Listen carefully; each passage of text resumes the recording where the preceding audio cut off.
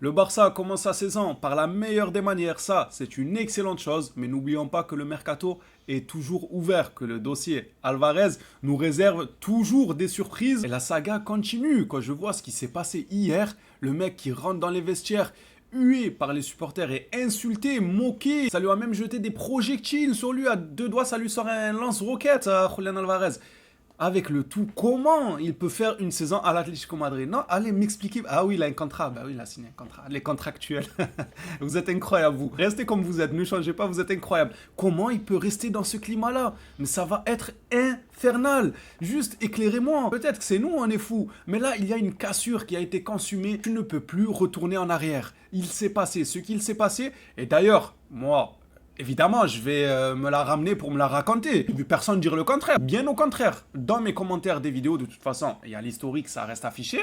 Vous pouvez regarder, les gens me disaient non, Simeone, il veut Alvarez, il veut qu'il reste et tout. Je vous disais, les gars, non, non, non, c'est faux. C'est faux. Simeone ne veut pas de Julian Alvarez. C'est juste que sa direction, par fierté, par ego, veulent garder Julian Alvarez.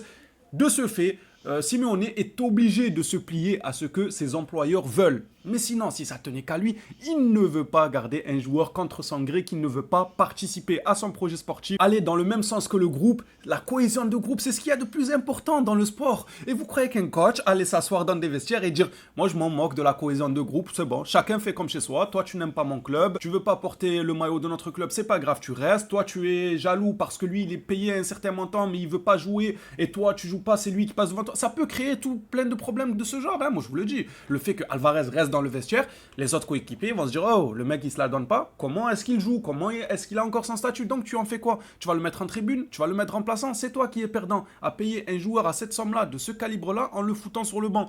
Bref, la cohésion de groupe, elle est plus que bâclée. Et certains ont cru que c'était ok pour Simeone. Ils voulaient ça. Oui, oui, je veux le garder.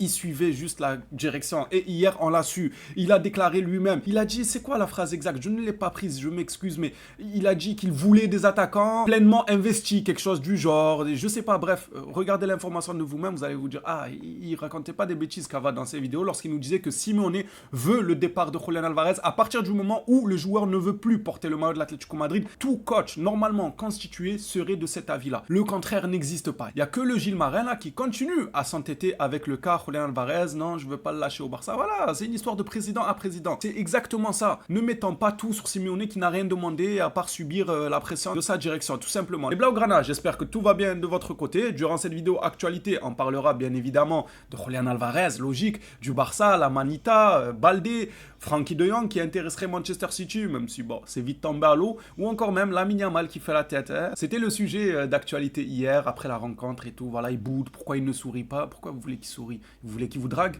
Pourquoi il va sourire?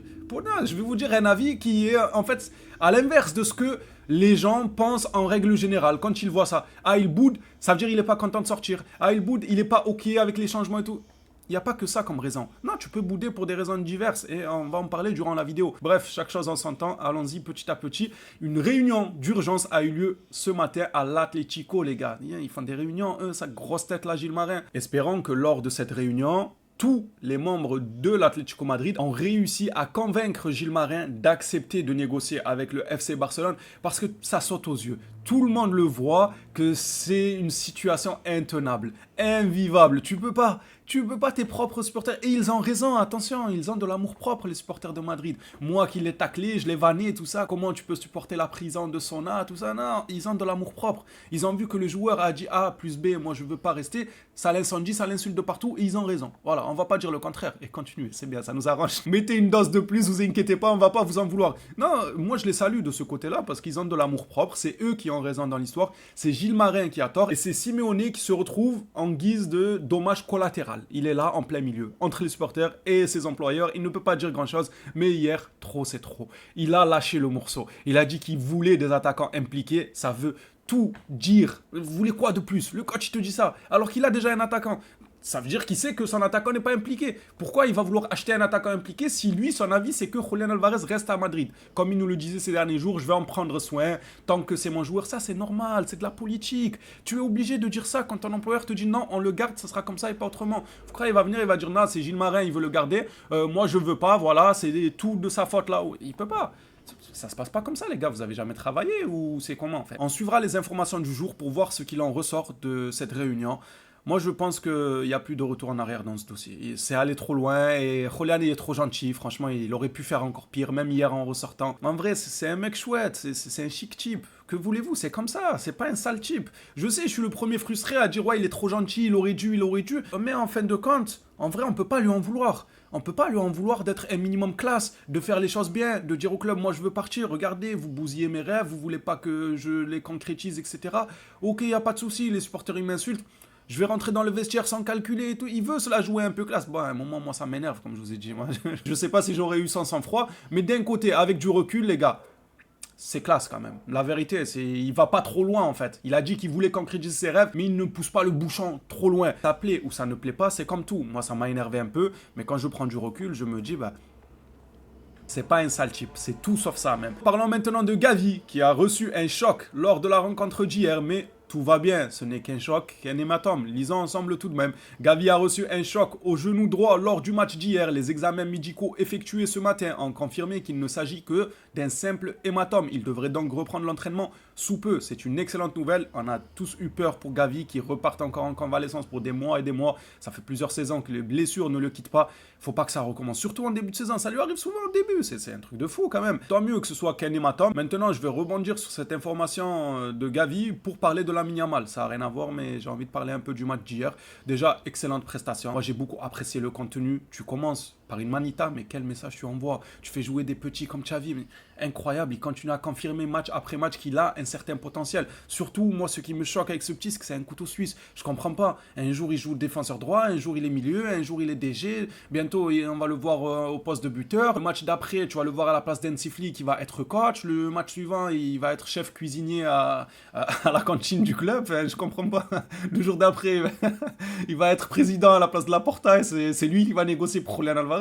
Oh, Xavi, c'est quoi? C'est ce qu'on appelle typiquement un couteau suisse. C'est ce type. Le mec, il joue partout. Il me fait penser à un certain Philippe Lam à l'époque, capable de s'adapter à tous les postes. C'est son QI, son cerveau, sa qualité de passe et le timing de celle-ci qui font la différence par rapport aux autres joueurs lambda. J'ai beaucoup aimé. Maintenant, parlons de Lamine. Bon, je vais pas trop m'attarder sur les individualités. J'ai aimé Gordon, l'entrée XXL, incroyable. Et Gordon, et dire qu'il y en a qui l'ont critiqué, ils l'ont jeté au feu avant même de voir ne serait-ce que 5 minutes de football de lui. Ouais, mais non, mais c'est surpayé. Ouais, mais non. Ah, il est irrégulier du côté de Newcastle. Ouais, d'accord, d'accord. La prochaine fois, on vous le dit tout le temps. Gardez vos avis pour vous et lorsque vous allez voir de vos yeux, donnez votre avis. Il n'y a aucun souci. Pourquoi vous vous précipitez pour parler? C'est pas une obligation de parler. Hein. On peut garder le silence. C'est gratuit et c'est utile surtout. Gardons le silence jusqu'à voir ce que ça donne. Pareil pour les autres individualités. Rafinha, Adeyemi qui ouvre son compteur de but aussi. Mais il y en a un, Lamine Yamal, qui boudait. Et ça a déplu à plus d'un. Chose que moi je peux comprendre, mais j'espère que tout le monde se trompe. Lorsque vous dites ah mais il boude parce qu'il a été remplacé, il boude parce qu'il a pas marqué, je sais pas quoi. J'espère que vous vous trompez les gars, parce que si c'est vraiment ça, je serai pas ok avec Lamine Yamal. Aussi grand soit-il, ce genre de comportement pour moi c'est très petit. Après il est vraiment petit pour le coup, c'est vraiment un petit, donc c'est aux adultes qui l'entourent de l'encadrer, notamment les parents, la famille proche ou encore le coach, le staff technique. C'est à eux de gérer cette fougue là de la jeunesse où il veut tout le temps jouer, il boude lorsqu'il n'obtient pas ce qu'il désirait. Enfin voilà, ça c'est aux adultes pour moi de l'encadrer bien comme il faut. Maintenant moi j'y vais de ma propre théorie. Je me dis qu'il ne boudait pas parce qu'il a été remplacé. Il se peut qu'il boudait de la situation envers lui-même en fait. Il s'en veut à lui-même. Il se dit si j'ai été remplacé, c'est que je n'ai pas été à la hauteur. À la Coupe du Monde, déjà, je n'ai pas fait la meilleure des Coupes du Monde. Ça fait plusieurs matchs qu'on voit que je suis en baisse de régime. Donc c'est envers moi-même que je suis déçu. Envers moi-même que je suis énervé. Excusez-moi, mais j'ai le droit de m'asseoir sur le banc et bouder. Pourquoi vous voulez qu'il sourie? Vous voulez qu'il vous drague comme je vous disais durant l'intro? À quoi bon sourire?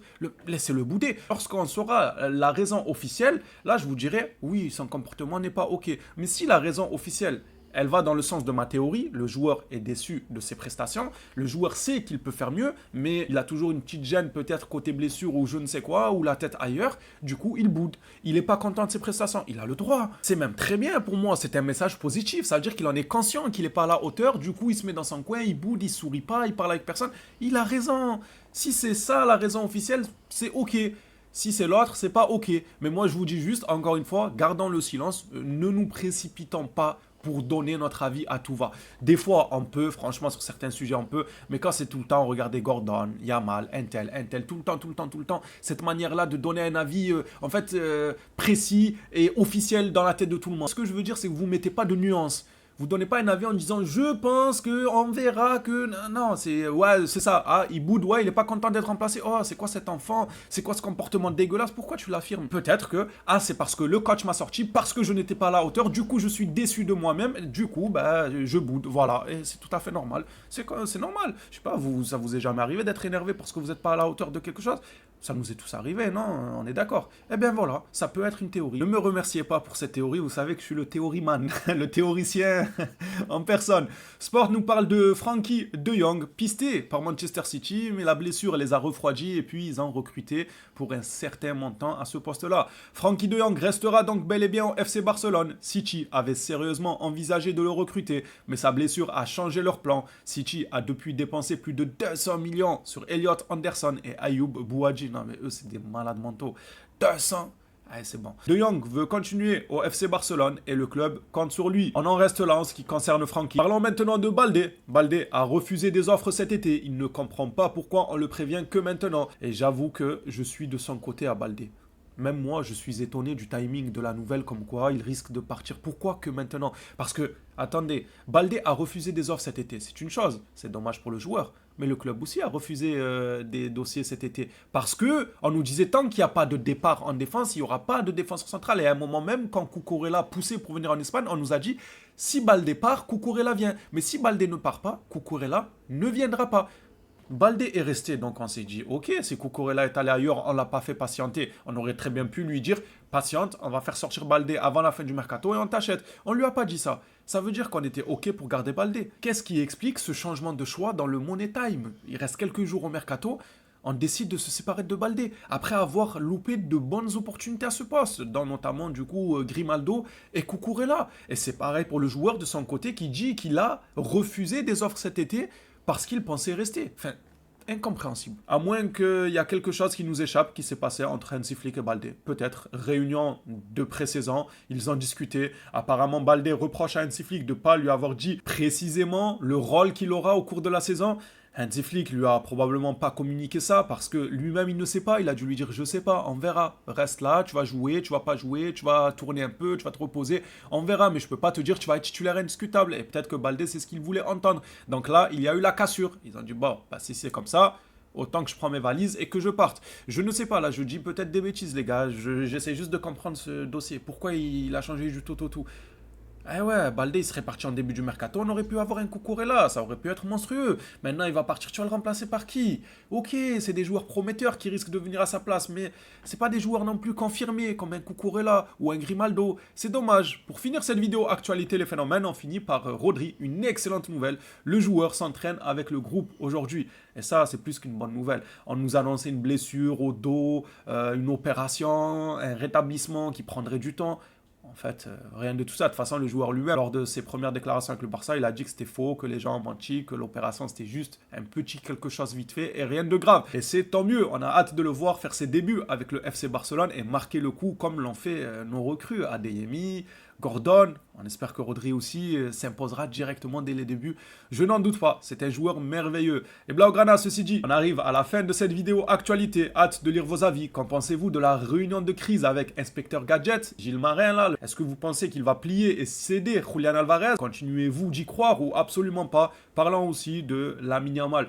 Est-ce que vous faites partie de ceux qui pensent qu'il boude, c'est pas bien parce qu'il sort, il est énervé contre Flick ou quoi? Ou alors ma théorie vous parle un peu et vous vous dites qu'il est juste déçu de son niveau actuel, quoi, même dans le passé. Du coup, c'est pas le Yamal qu'on a connu et il a le droit. Il a le droit d'être énervé contre lui-même. Voilà, c'est comme ça. Comme je vous l'ai dit durant la vidéo, si c'est le cas, moi je trouve que c'est un point positif. Que le joueur sache reconnaître ses torts, qu'il n'est pas à la hauteur, donc je vais m'énerver, je vais bouder pour revenir plus fort. Il n'est pas obligé de sourire. Le mec ne va pas quitter le terrain tout en sachant qu'il ne fait pas une bonne prestation depuis un certain moment et sourire à tout le monde. Ah ouais les gars c'est cool. Là je me serais inquiété. Je me serais dit ouais le mec il a du mal par rapport à avant et en plus il sourit, il ne voit pas le problème, pour lui tout va bien, il continue à danser. Vous voyez ce que je veux dire ou pas?